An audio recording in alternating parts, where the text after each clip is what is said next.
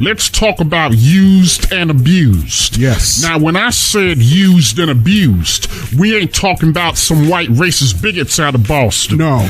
It's bigger than that. It is. We talking about self-hate Negroes who has admitted, by the way, in Boston, when we did the radio station during the first 10 years, said how much they hated this online radio station. Correct. All because it was put together and operated by a young, talented black man named DeMarco J. White. Right. When I saw his ad on Craigslist at the time, back in December of 2006, saying that he was looking for volunteers, I gave him a call, responded to his ad, and told this brother sitting across from me that I wanted to be part of your radio program. Right. And to this day, unlike some so-called volunteers that failed DeMarco, I'm still here at this online radio station to this day in 2024. That's correct. I told my best friend 𝗡𝗘𝗪 about it at the time, and he jumped on board. Yes. Then came 𝗓𝗏𝗡𝗪 Ricky being part of this radio team. That's right. Raphael came later on in 2009, and the rest was history. Right. Now, unlike some so-called volunteers that failed our brother DeMarco, who just wanted things done their own way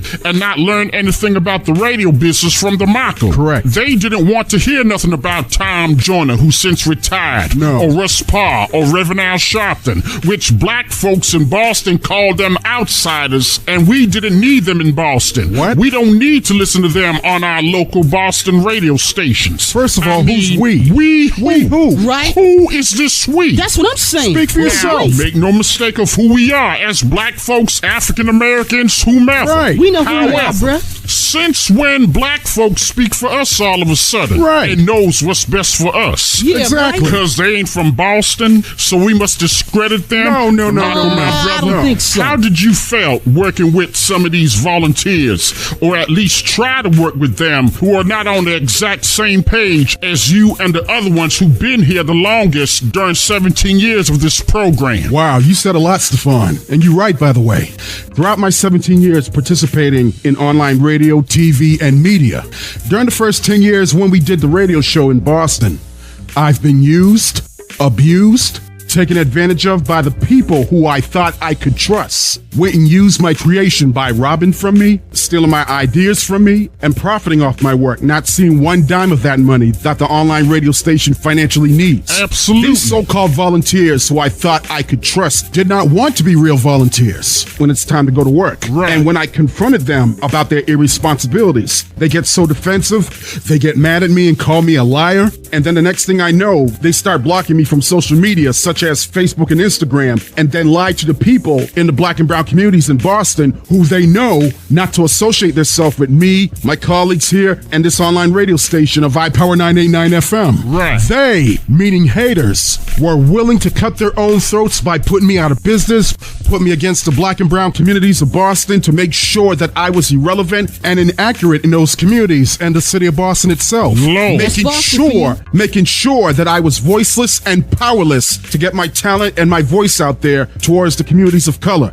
But it was all true colors of the people who I thought were my brothers and sisters, trying to make a difference for our communities. That wasn't the That case. was not the case at all. You thought you would be accepted in your own black community and the city of Boston trying to make a difference, but that was not the case at all. No. They saw you, or us for that matter, as a threat to the black communities and also the city. Yes. Of course they did. That's exactly how they saw me as. I'm not Yeah. surprised. It was about guilt trips against me, blaming me for everything that is not their fault, that I was the only devil in the room that was dividing the black communities of Boston with my selfishness. Yeah, I'm and sure. the ones who hurt me the most can do no wrong. They're the innocent ones. You see, when Negroes from Boston have such self-hatred and feel that you ain't doing it their way or Boston's way, they'll turn on you in a heartbeat. They've Oh, been you doing think? that for You years. think? That ain't nothing This ain't new. nothing new coming from out of Boston. No, it's I mean, not. come on. Hell no. This is why I don't associate with black or brown communities today or the city of Boston itself. I hear you, bro. All because of the poor decisions and false perceptions that were put against me. Right. I have so many enemies within the city of Boston today because they were out to destroy me, my goals, my colleagues here, my media creation,